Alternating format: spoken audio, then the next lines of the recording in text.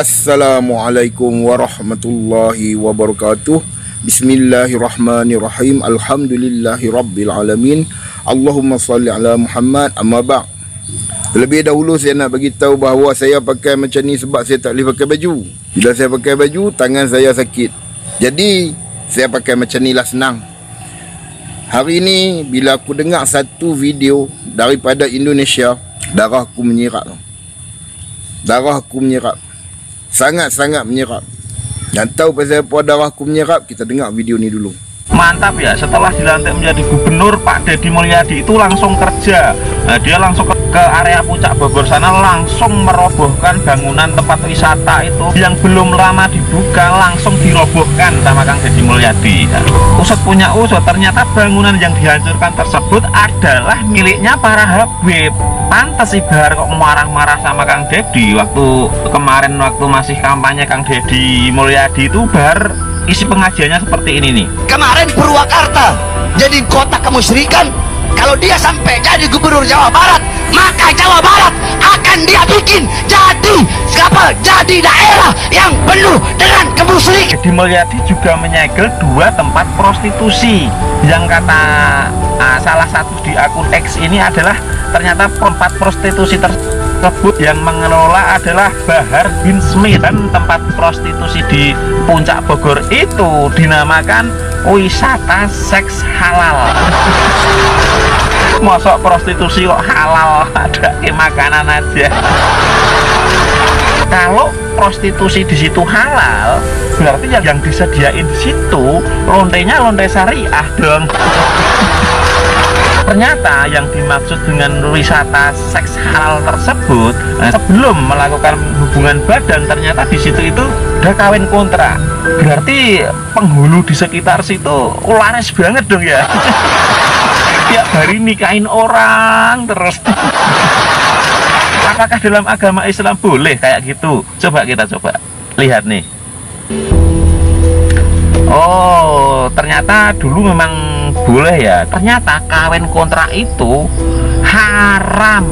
Dan yang lebih mengejutkan lagi, gebrakan dari Kang Deddy Mulyadi ini ternyata di seluruh masjid di Jawa Barat itu para habib palsu itu tidak boleh berceramah di semua masjid di Jawa Barat. Orang yang sudah tidak percaya sama habaib itu kafir. Kita dah dengar dah apa yang dijelaskan oleh tiktokers daripada Indonesia. Dan video ni telah dimuat naikkan semula oleh satu YouTubers di Indonesia juga. Bila saya dengar cerita macam ni, darah saya menyerap. Kalau yang buat kerja lagu ni kepala gangster, aku tak heran langsung. Tapi kalau orang yang mempergunakan agama buat kerja macam tu, buka rumah maksiat, memang aku tak boleh lah.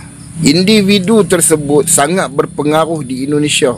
Individu tersebut juga dikatakan buka rumah maksiat di Indonesia. Buahan mereka lah yang sering terpekik-pekik keturunan Nabi, tapi perangai macam keturunan babi. Kalau macam ni punya perangai, guna pula nama Nabi, alangkah memalukannya umat Islam tau. Dah disahkan dah. Individu tersebut dan beberapa orang individu yang lain mempergunakan nama sebagai keturunan Nabi untuk menipu masyarakat. Sebab itulah aku duk berperang benda ni. Sebab aku tahu, bahkan aku ada bukti perangai-perangai puak capalat ni di kalangan pemimpin hampa tu, buat perangai tak senonoh tu, ada kat tangan aku. Aku abang terang. Dan bukti-bukti tu ada di kalangan sahabat-sahabat terdekat dengan aku. Kepada puak-puak capalat, jangan duk sombong sangat. Kalau aku nak buat, sekali jalan je habis. Bahkan lebih teruk daripada apa yang berlaku kepada ustazku. Itu bukti yang ada kat aku. Hampa ingat kalau hampa nanya aku, hampa dah menang ke? Hampa tak menang lagi tau. Sebab kalau aku nak buat lebih daripada tu, aku boleh buat. Tapi aku nak main-main dengan hampa dulu. Dia ada 2 pilihan. Sama ada sesuatu terjadi pada aku, ataupun sampai masa yang paling sesuai, benda tu akan aku bongkarkan betul-betul. Bukti dah ada. Sebab bila berlaku di kalangan VIP capalat, aku relax dulu. Aku tunggu right timing, ataupun aku hampa kacau. Berhati-hati capalat. Dan aku nak kata lagi, golongan-golongan capalat ni, perangai-perangai tak senonoh Mursyid nampak, guru-guru hampa tu nampak je lah di Indonesia. Di sini tak nampak lagi. Sebab tu aku sentiasa akan memerangi ajaran ni. Aku tak memerangi hampa. Hampa tu terpulang kepada Allah nak bagi petunjuk kehendak saja. Tetapi aku akan memerangi ajaran tarim yang menyesatkan di dalam Malaysia ni. Hampa nak buat apa kat aku? Sempoi punya nak abang bagi.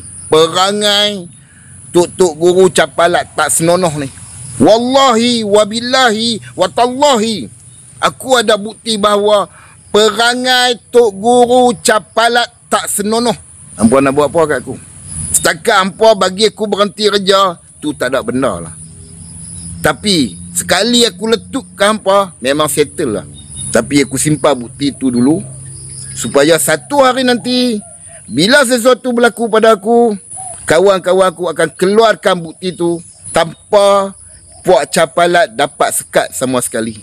Perangai-perangai capalat yang tak senonoh macam ni memang aku tak reda masuk dalam Malaysia. Aku tak memusuhi pengikut capalat. Aku memusuhi ajaran yang menyesatkan pengikut capalat, yang cucuk hidung pengikut capalat. Ajaran dari Tarim, banyak dia punya kitab yang aku simpan mempunyai ajaran-ajaran yang busuk, ajaran-ajaran yang sesat, ajaran-ajaran yang menyimpang. Bahkan ada ajaran sampai pecah darah atas kubur. Apa benda tu? Nak jadikan kubur tempat honeymoon. Kelakuan-kelakuan sombong, kelakuan-kelakuan sumbang, kelakuan-kelakuan tak senonoh. Habib Capalat tunggu hari saja. Aku akan keluarkan kitab hampa satu-satu. Aku simpan bukti-bukti tu semua. Tapi aku tak bagi tumpuan kepada Capalat ni sebab aku rasa ada ibu lagi yang lebih teruk, yakni Nur Muhammad. Aku akan selang-seli ajaran Capalat dengan ajaran Nur Muhammad. Ini dua ajaran yang merosakkan Nusantara. Dengar aku nak kata elok-elok kepada puak Nur Muhammad dan puak Capalat.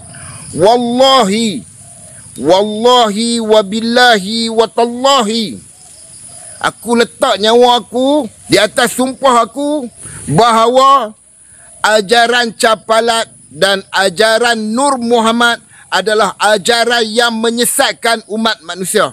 Aku letak nyawa aku sendiri. Aku bersumpah di atas nama Allah Ta'ala bahawa ajaran Capalat dan ajaran Nur Muhammad adalah sesat, ajaran daripada kafir. Dan aku cabar mana-mana kumpulan daripada Nur Muhammad, mana-mana kumpulan daripada Capalat menjawab sumpah aku ni. Wallahi aku tak takut dengan sumpah aku, sebab aku tahu kebenaran dia. Wallahi wabillahi watallahi, aku letak nyawa aku mengatakan bahawa ajaran Nur Muhammad, ajaran Capalat adalah ajaran sesat. Ajaran Nur Muhammad berasal dari ajaran falsafah Yunani pagan. Jadi pada mana-mana kumpulan Nur Muhammad yang nak bermubahalah dengan aku bersedia bila-bila masa. Aku letak nyawa aku sendiri. Aku letak nyawa aku sendiri. Aku tak takutlah menyatakan kebenaran di atas jalan Allah dan Rasul. Aku tak takut sama sekali untuk meletakkan nyawa aku di atas sumpah aku bahawa ajaran Nur Muhammad adalah ajaran yang menyesatkan manusia. Itu sumpah aku, dan aku pegang pada sumpah aku dunia dan akhirat. Aku tak tahu nak cakap apa hari ni bila aku dengar benda-benda macam ni. Terkedu aku dengar benda macam ni dilakukan oleh golongan agama. Kalau gangster aku tak heran, sebab tu darah aku menyerap. Apa nak jadi dengan negara Nusantara ni? Dimasuki ajaran-ajaran sesat daripada pahaman falsafah Yunani pagan. Dimasukkan pula ajaran sesat daripada Yaman. Aku takkan sebut nama-nama jabatan, nama-nama siapa-siapa pun yang berkaitan dengan agama. Aku takkan panggil. Aku takkan sebut. Aku cakap adalah untuk orang awam macam dengan aku je. Tak guna kita minta tolong pada orang yang berkuasa, tapi kita sentiasa dibiarkan tersesat, dibiarkan teranaya dengan kejahilan kita. Kita termasuk aku. Sebab aku sendiri pun pernah tersesat masuk dalam kalangan golongan tarekat Nur Muhammad. Apa yang aku buat hari ni kerana aku sayang bangsa aku. Dan apa yang aku buat hari ni, wallahi wabillahi watallahi, aku sayang agama aku. Allah turunkan Quran untuk mendidik kita supaya kita terselamat dari azab dia. Nabi SAW berusaha berdakwah supaya kita keluar daripada kesesatan. Tapi masih ada dajjal kecil, ulama-ulama su menyesatkan manusia. Dan sekali lagi aku nak katakan bahawa walaupun aku sakit macam ni, semangat aku tak pernah pudar lah. Dulu aku diam, bukan aku diam saja-saja. Aku diam, aku baca kitab, aku buat kajian sendiri. Bukan kerana aku nak jadi pandai. Aku dah tua dah. Aku tak perlu jadi orang yang pandai. Aku cuma nak ajak sahabat-sahabat, orang-orang awam kembali kepada Allah dan Rasul di atas jalan yang benar saja. Dan aku ulang sekali lagi kepada golongan yang membawa ajaran sesat. Sekuat mana pun hampa nak menganiaya aku dah 4 kali masuk lokap tau. Aku tak kisah dah. Setiap kali aku masuk lokap, setiap kali hati aku semakin keras. Dan setiap kali aku masuk lokap, aku belajar sesuatu. Dan aku takkan berhenti kerana dengan hampa punya lokap saja tu. InsyaAllah, kalau kata aku benar di atas jalan Allah, Allah Ta'ala bantu aku dunia dan akhirat. Aku bukan orang yang baik tau. Aku bukan orang yang baik. Tetapi walaupun aku bukan orang yang baik, aku tetap sayang agama aku. Sekian. Assalamualaikum.